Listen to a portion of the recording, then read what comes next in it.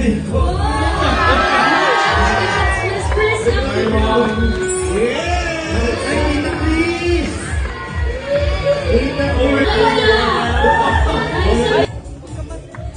Mag-kiss ka sa future mother-in-law mo.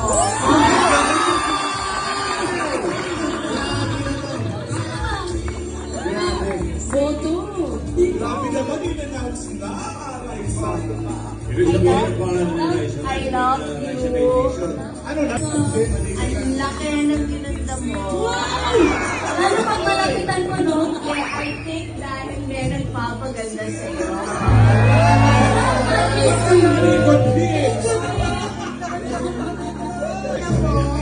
Ako ang wardrobe niya. So, nung nakita ko, ay, may letter R. Pinili ko pa ba? pero ako kala ko kinalitan ni Bimbi yan eh.